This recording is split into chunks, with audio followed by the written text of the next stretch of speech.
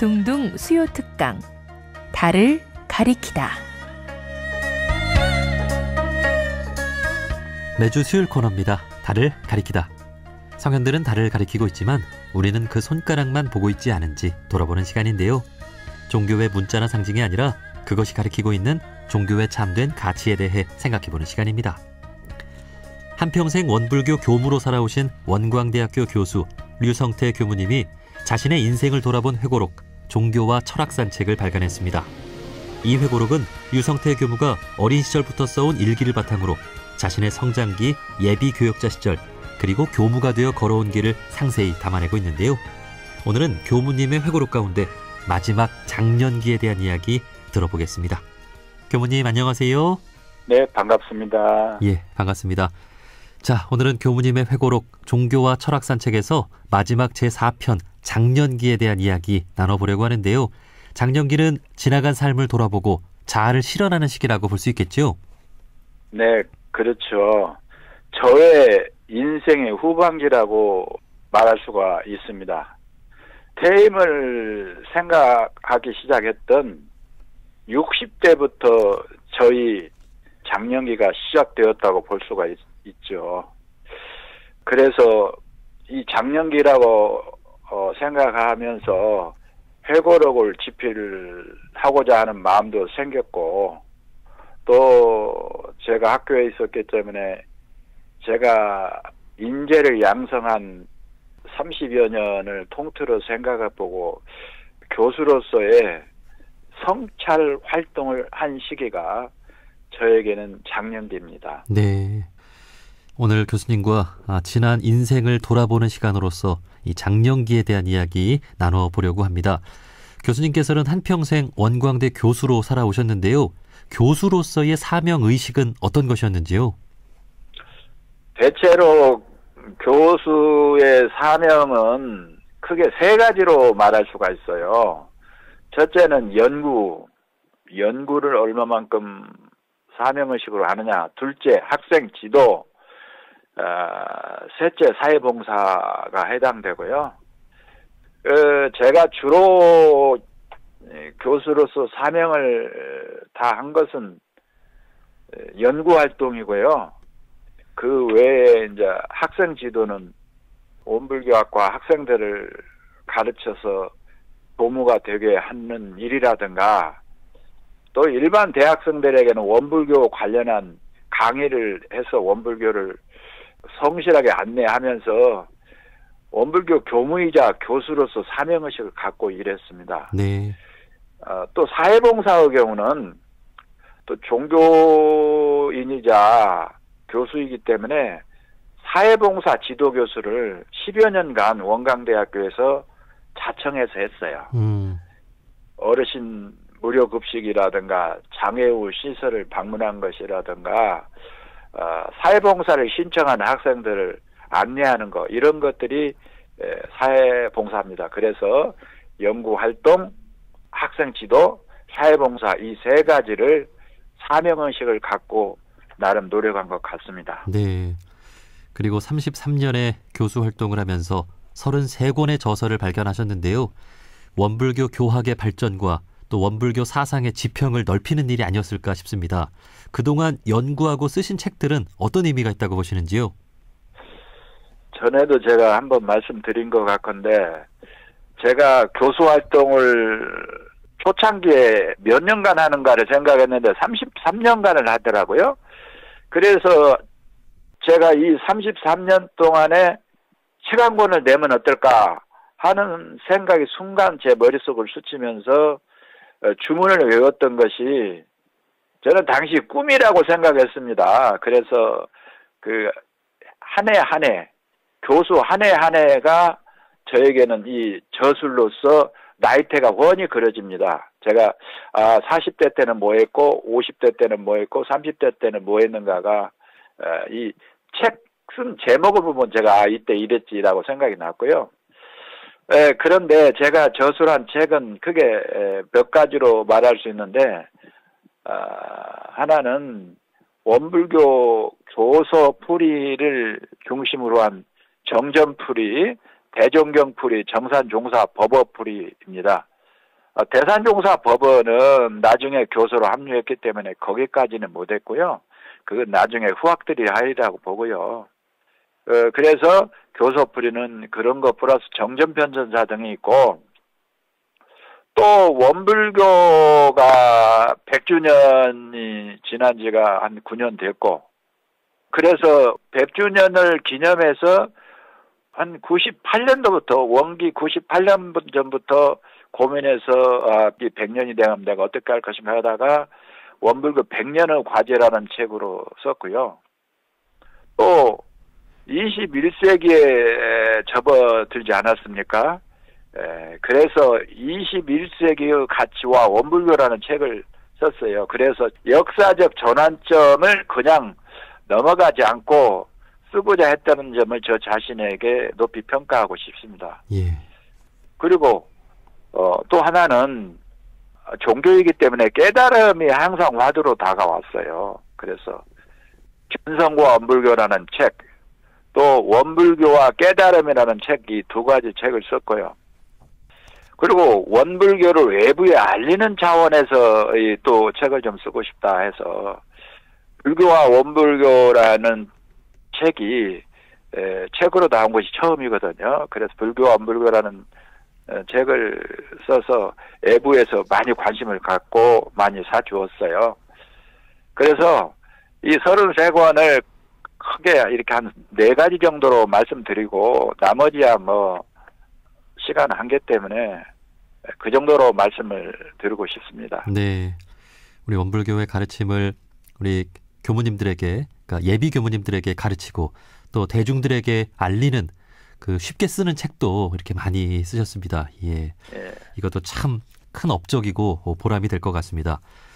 교수님께서 몸담고 있는 원광대학교라는 곳도 우리 원불교에 있어서 참 중요한 곳이 아닌가 하는 생각이 듭니다. 원불교 정신으로 세워진 종립대학인데요. 원광대가 발전하는 모습도 뭐 30여 년간 쭉 지켜보셨겠어요? 그렇죠. 제가 원광대학교에 처음 와본 것은 제가 1975년에 고등학교를 마치고 1976년 1월에 원광대학교에 처음 와봤습니다. 시골 촌놈이 원광대의 그 규모를 보고 매우 놀랐어요. 고등학교 때는 달랑 건물 몇 개에다가 운동장도 그렇게 크지 않았는데 원광대학교 와보니까 그 나름 굉장히 커 보였습니다. 지금 생각나는 것은 원불교 총부에서 한 길 건너오면 바로 아래 건물이 생활과학대학이었어요. 생활과학대학 자리가 원광대 운동장이었고 그 원광대 운동장의 범위는 현재 뭐 학생지원관까지 맞물려 있고 그래요. 그래 원광대 도서관 자리도 거기에 있는데 플라타스나스가 나무가 그렇게 커요. 그것이 어떻게 그렇게 조그마한 건물에 이렇게 플라타스 나무가 그렇게 크냐 하는데 그때 대학 운동장 가상자리에 심은 나무들이에요. 그래서 지금 아주 아름다운 그늘을 만들고 있습니다.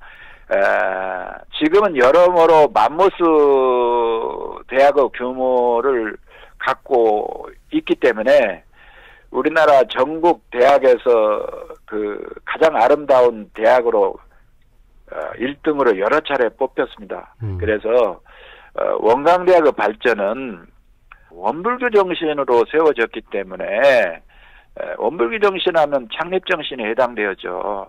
거기에서 숭산 박광전 초대 총장님이라든가 아산 김인용 종사님이라든가 또 본산 김삼룡 총장님 이분들이 심혈을 기울여서 그리고 거기에 근무하는 교무들이 협력을 해서 원불교 중앙총부의 원력까지 합해서 이렇게 커진 것 같습니다. 네. 그리고 원광대학교를 통해서 원불교를 처음 접한 사람들도 많을 것 같은데요.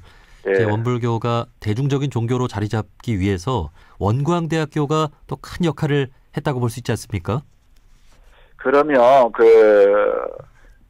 1960년대에 원불교 관련 논문이 한두 편 써지고 1970년부터 이제 논문이 써지기 시작했는데 당시 고등 종교에 속하느냐 아니면 하등 종교, 이를테면 사이비 종교에 속하느냐는 국가의 그 학술 사업이라든가 많이 알려진 학계의 저명 인사들, 그네들이 인정하는 그런 것이 고등종교로 속할 수 있는데, 원광대학교가 원불교 관련 논문들도 많이 썼고, 또 전국의 4년제 대학으로서 지방사학으로서 명문대학으로 알려졌고요. 또 오늘 마침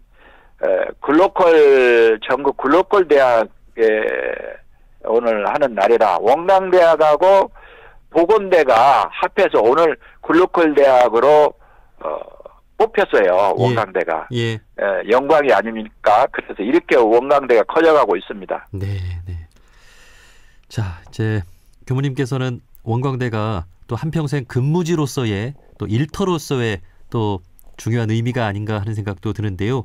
이제 교수로서 이 교수 연구실에서의 시간도 기억에 참 많이 남을 것 같습니다. 교수 연구실이라 하면 일상의 다른 연구소의 연구원들과 함께하는 연구실과는 달라요.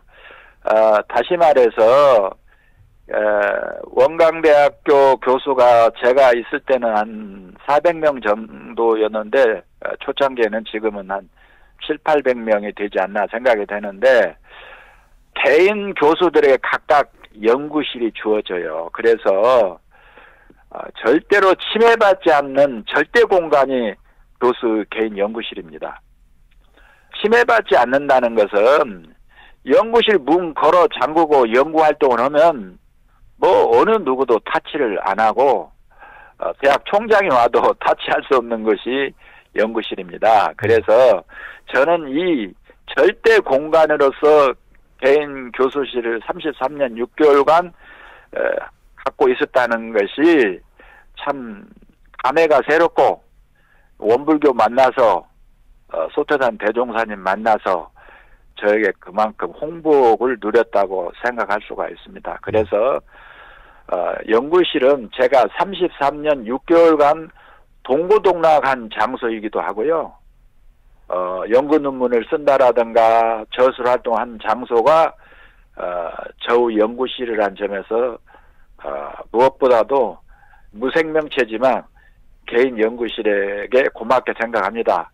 요 며칠 전에 유성태 교수실이라는 그 팻말을 제가 떼어오면서 참 감회가 새롭게 느껴졌습니다. 아, 그렇군요. 또한 제가 속한 교수 연구실은 초기 교단의 산업부 자리가 바로 옆에 있는 곳이기도 해서 연구활동을 하다가 힘들면 산업부 자리를 바라보면서 또 퇴근하곤 했습니다. 제가 회고록에 한 제목으로 연구실 24시라고 쓴 것이 있는데요. 그야말로 저는 연구실 24시를 최대한 활용해서 했던 것 같습니다.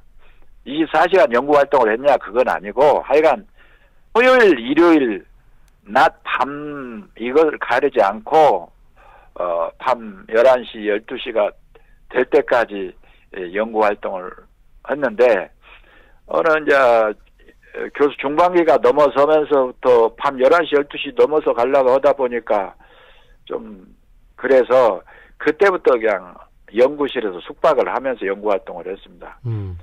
학교에서 물론 허락하지 않지만 교수가 날밤 새고 연구활동을 한다고 핑계 대면 뭐 맞겠어요, 뭐겠어요. 그렇게 해서 그렇게 살았던 것이 연구실 24시고 좀 뭐한 것 같습니다만 뭐 추석 명절이나 구정 명절도 집에 뭐 잠시 제사 지내러 왔다 가고 해서 그 전날 그 다음 날도 연구실에서 숙박을 하고 공부를 했던 그런 참 추억이 있습니다. 예.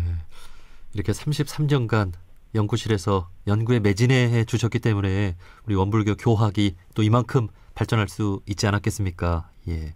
우리 또 교수님께서는 어떤 과목을 가르치셨는지도 궁금합니다.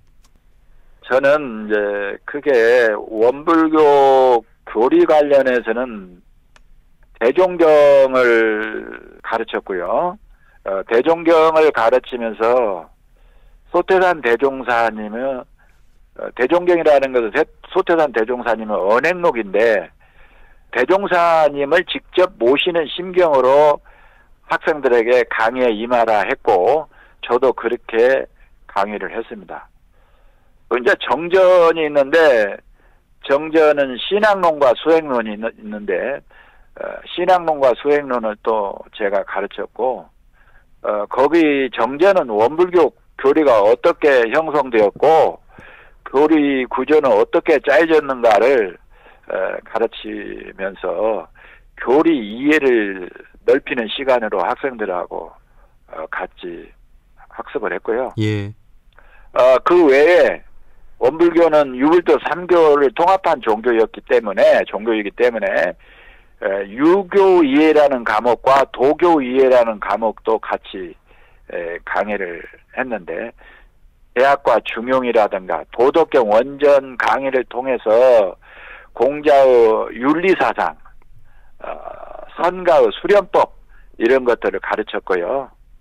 특히 이 가운데 대종경과 정전 수업은 제가 교수 초창기에는 사박사님과 선배 교수님들이 있으셔서 못했고 교수 중반기를 넘어서면서부터 제가 정전과 대종경을 강의를 하게 되었었습니다. 예.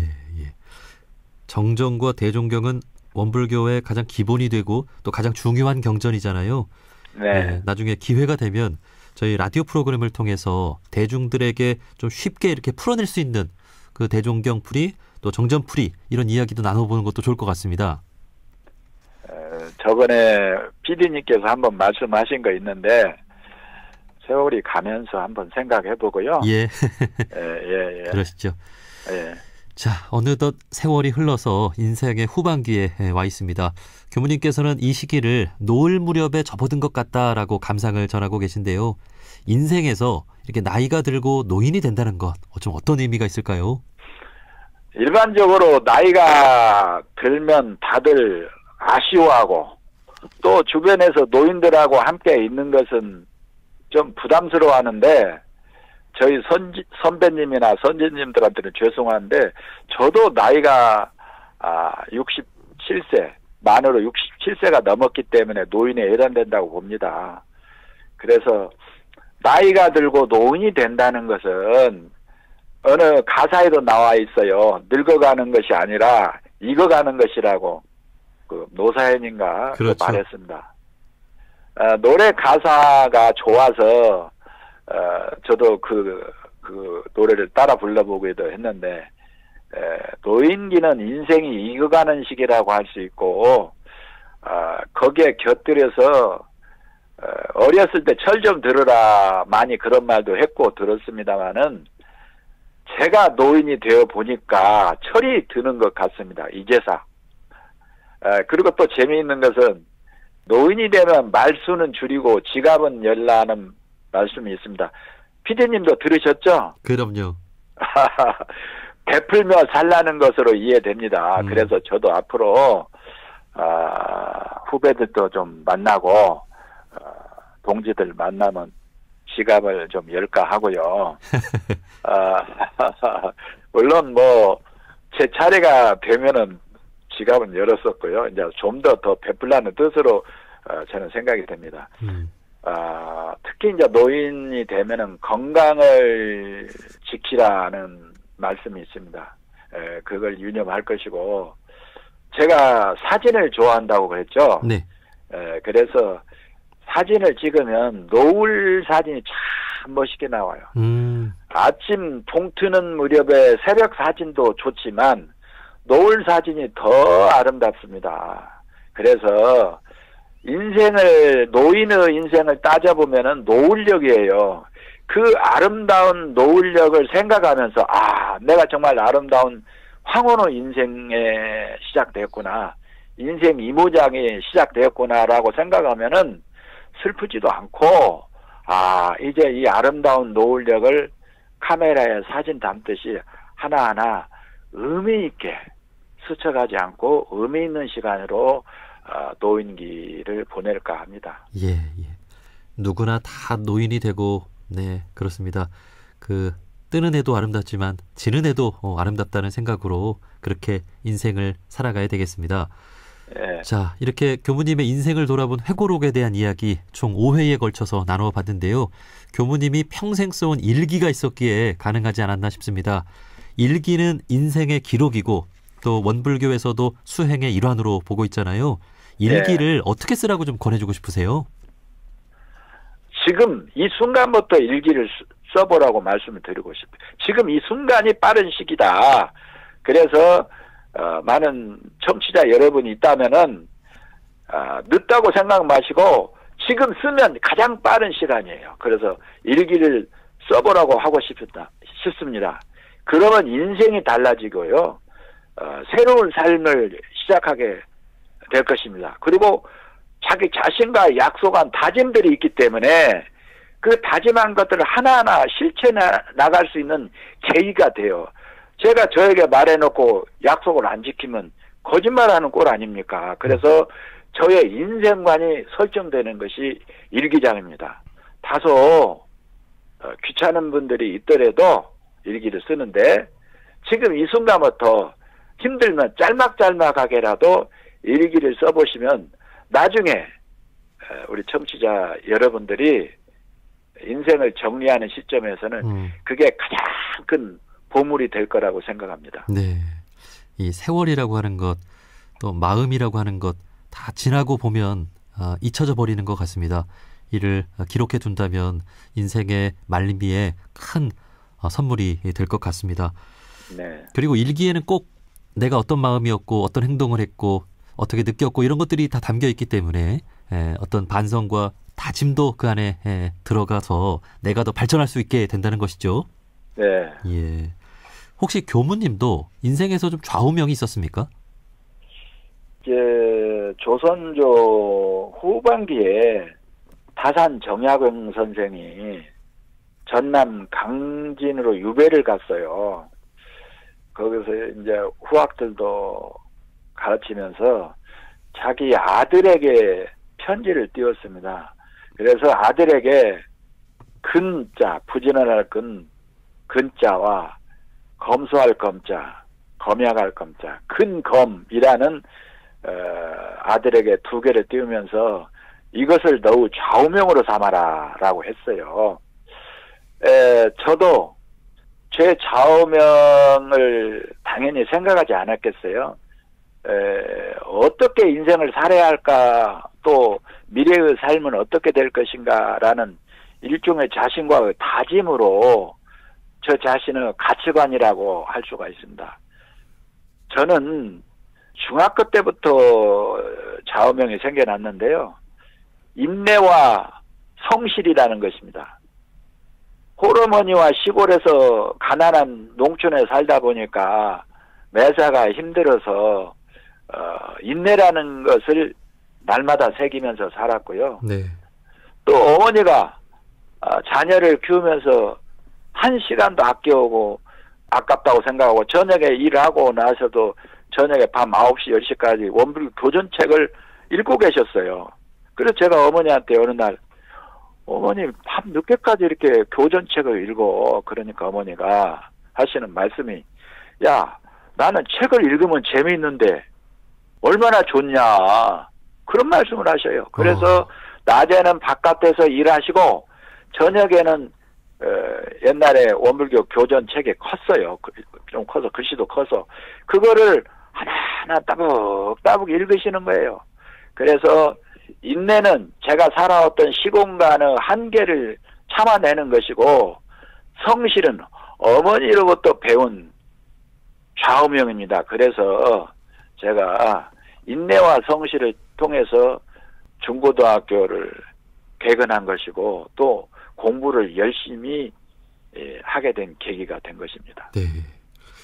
교무님의 인생 회고록 이야기 쭉 들으면서 정말 인내하지 않고는 성실하지 않고는 그런 삶을 살지 못했을 것 같다라는 생각이 듭니다. 예. 역시 이런 좌우명이 있었군요. 예. 그렇다면 지나온 인생을 돌아봤을 때 혹시 점수를 매긴다면 몇 점을 주고 싶으신가요? 그런데 오 PD님이 제 회고록을 하나하나 따북따북 다 읽으신 것 같아요. 그럼요. 아니, 제가 회고록에 인생 점수를 매긴다는 그 인생 점수 그거 있는데 어쩌면 제가 매칭이 된 것이 오 PD님한테 매칭이 된 것 같아요. 그래서 인생 점수를 어떻게 매길 수 있는가 제가 그 글을 쓰면서 한동안 생각했어요. 야, 인생 점수를 매길 수 있을까? 그러면 나의 점수는 내가 퇴임하는 이 시점에서 몇 점을 줄까? 라고 생각을 해봤어요. 왜냐하면 제가 교수 활동을 하면서 학생들 학점을 주지 않습니까? 예. 그래서 제가 항상 고민되었던 것은 한 학기가 끝나고 여름방학 시작될 무렵 학점이 나가는 거예요. 그래서 학생들한테 학점을 공개를 하게 되는데 학점을 주면 학생들이 이따가 왜 제가 B학점 나왔습니까? 제가 왜 A학점 나올 만한 A 플러스 나오는데 A학점 나왔으니 그때가 참 최고로 난감했어요. 그럴 것 같아요. 예, 정말 난감했어요. 저는 최선을 다해서 줬는데 그래서 제가 원불교학과 학생들 고별 강연에서 내가 여러분들한테 말 못할 그런 섭한 점도 있었을 것이다. 학점을 잘 준다고 줬는데 잘못 받은 학생들 미안하다 여러분들. 예, 어쩔 수 없는 상황이었다. 이건 상대평가이기 때문에 누구 하나가 A 플러스로 가면 누구 하나가 B로 내려가야 하는데. 그렇죠. 예, 그래서 학생들한테 제가 사과를 했더니 학생들이 막 웃더라고요. 예, 그래서 학점을 주는 거였기 때문에 제가 학점을 준다면 어떻게 할 것인가 생각해 봤어요. 그래서 항목을 몇 가지를 거기에다가 한 10개 항목을 넣은 것 같은데 여기서는 두세 가지를 한번 말해 보겠습니다. 첫째는 제가 부모에게 효도한 점수가 얼마나 될까라고 생각해 봤어요. 제가 A 플러스는 아니고 A 마이너스라고 할 수가 있습니다. 아하. 왜 어머니가 일하러 가자면 핑계대고 이리 핑계대고 저리 핑계대고 시험 본다고 안 나간 때가 많이 있었어요. 그런데 또 어머니에게 내가 원불교 전무 출신 하겠다 출가하겠다고 해서 출가한 것은 또 A 플러스를 줄 수도 있습니다. 그렇죠. 어머니가 저한테 그랬어요. 어머니에게 사남매가 자녀가 있었는데 막내 네가 나 원이 앞에 3명의 자녀들한테는 원을 못 이뤘는데 막내 네가 한번 엄마 원을 좀 들어줘라. 네가 원불교 교모가 되면 내가 가장 행복하겠다. 저한테 그런 말씀을 하시는 거예요. 그런 점은 A 플러스를 줘도 되지 않겠습니까? 그럼요. 예.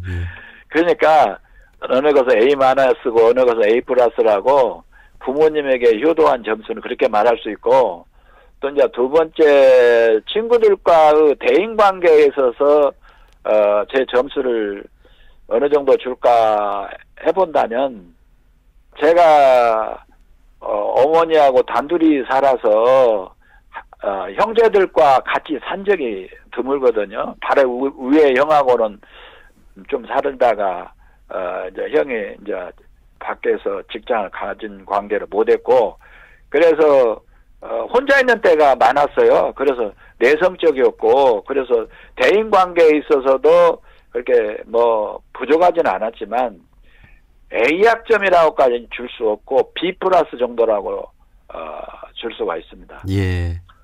자, 세 번째는 학창 시절에 충실했는가 점수를 말한다면 제가 초등학교 때는 이제 뭐 6년 개근과 6년 우등을 못했기 때문에 뭐 그렇지만 제가 철들기 시작한 때부터 말한다면 중학교 때와 고등학교 때는 열심히 학업에 열심히 했고 6년간 6년간 결석 한번 안 했고 그랬기 때문에 또 우등상도 6년간 받았고 해서 학창 시절은 A 플러스라고 이렇게 말하기는 좀 부끄럽습니다만 그렇게 말할 수가 있고요. 네. 네 번째로는 자녀 교육과 가족 살림에 대해서 말한다면 B+ 정도라고 할 수 있습니다. 저희 정토인 저희 집사람이 맨날 학교에서 공무원 한다고 왜 이렇게 집에 소홀하냐고 한 번은 말하면서 대학교 교수가 되면 좋은 줄 알았는데 연구한다가 달랑 연구실 가버리니까 가장으로서는 후한 점수를 못 준대요. 네. 그래서 제가 B+라고 주고 싶고요. 하나만 더 말씀드리자면 직장 생활에서의 그 직무 활동은 저는 원불교 교역자로서 교육기관인 원광대학교에 와서 저 최선을 다해서 살았기 때문에 한눈 안 팔고 연구활동을 하고 뭐 학생 지도를 했기 때문에 이거는 제가 뭐 A+ 점수를 주어도 뭐 괜찮으리라고 볼 수가 있고, 평균적으로 그 외에도 한 5가지가 있는데 평균적으로 말한다면은 A+는 좀 과분한 것 같고 A-라고는 할 수 있을 것 같습니다. 예. 사실 누가 인생을 돌아봤을 때 A- 정도 줄 수 있을까요? 저는 교무님의 그 삶에 대한 만족도라든지 그 성실성이 정말 대단하다라는 생각이 듭니다. 예. 그 많은 사람들이 인생을 돌아보면서 아이고 왜 이거밖에 못했을까 후회하는 사람들이 많다고 하는데, 예. 저는 나중에 B라도 꼭 줄 수 있었으면 좋겠고. 저는요, 오 PD님도 방송국에서 PD 정도 하실 정도면 뭐 충분히 충실하게 사는 삶이라고 저는 생각하고 싶고요. 제가 왜 이렇게 점수를 후하게 줬냐면 대종사님 제자가 되어서 그래요. 그렇습니다. 대종사님께서 인과를 가르쳐 주셨잖아요. 네. 그래서 제가 인과 법칙대로 살고자 노력했기 때문에, 맞습니다. 그 결과 여부를 떠나서 살고자 노력했기 때문에 대종사님 제자로서 자부심을 좀 보이려고 그런 것입니다. 예. 이 얘기를 해주시니까 확 와닿네요. 예. 네. 그 우리 원불교 분들 다 원불교인으로 대종사님 제자로만 살아도 사실 다 잘 산 인생 아닙니까? 그렇죠. 예. 그리고 이제 비록 이제 교무님께서 가족 생활이라든지 또 친구 대인 관계에 이제 B+ 주셨는데 남은 인생은 또 거기에 또 충실해서 A+를 맞으면 되는 거죠. 노력해야죠. 예. 자, 이제 마지막 질문입니다. 이제 원광대 교수직 퇴임을 이제 하시는데요. 남은 인생 어떻게 살아가고 싶으신지 한 말씀 해주신다면요. 가장 중요한 질문이고, 지금까지 5회를 걸쳐서 이 11번이 가장 무거운 질문이었어요. 왜 그러냐면 남은 인생을 어떻게 살 것인가라고 하는데요. 인생 이모작이거든요. 퇴임하면서 이모작인데 인생 이모작이 시작되었기 때문에 제가 회고록에서 회고한 것은 나름 열심히 살았기 때문에 그렇게 제가 소신을 다해서 글을 썼고요. 이제 인생 후반기인데 인생 후반기에 자칫하면 나태해지고 또 시간이 갑자기 많아지니까 노인분들이 우울증에 떨어진다고 그래요. 그래서 저와 같이 퇴임한 분들은 화이팅 하시라고 하고 싶습니다. 예. 남은 인생을 정말 홀가분하게, 그리고 하나 제가 제안을 하면 취미활동을 꼭 가지라고 하고 싶습니다. 그래서 저도 취미활동을 하고 있는데 사진 찍기가 그렇게 재미가 있습니다. 제가 아무리 더워도 카메라를 잡고 나가면 뼈아뼈서라도 얼굴 타는 줄도 모르고 사진도 찍고 대자연을 카메라에 담는데 그렇게 행복했습니다. 지금도 카메라를 가지고 미륵산도 가고 뭐 여기저기 금강하구뚝도 가보고 선유도도 가보고 그렇게 카메라를 갖고 사진 찍기를 하면은 나태해지는 마음도 없어지고 우주 대자연이 산화대지 같은 느낌이 들어서 그렇게 굉장히 행복합니다. 남은 인생을 그래도 남은 인생은 저는 그렇게 말하고 싶어요. 모든 것을 내려놓고 이제 비우는 공부를 해야 한다고 생각합니다. 그동안 제가 바쁘게 살아왔거든요.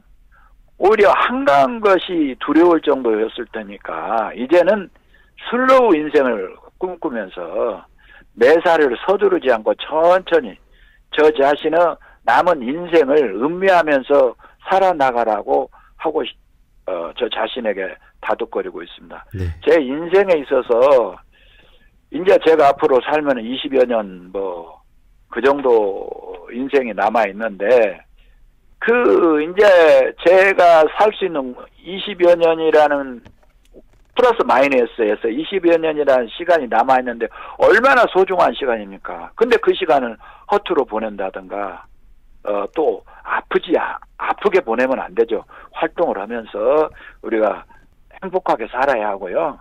그리고 또 생사연모도 해야 할 것이라고 말하고 싶습니다. 네. 자, 이 자리를 빌어서 지난 33년간 원광대학교 교수로서 우리 교무 제자들 양성하느라 힘쓰시고 또 70여 명의 박사 제자들 양성하느라 힘쓰시고 또 수많은 대중들에게 원불교 정신을 알리느라고 애쓰신 우리 교무님께 퇴임 축하 박수를 전하고 싶습니다. 자, 류성태 교무님의 회고록 종교와 철학 산책 마지막 장년기에 대한 내용까지 나눠봤습니다. 교무님 고맙습니다. 네, 감사했습니다.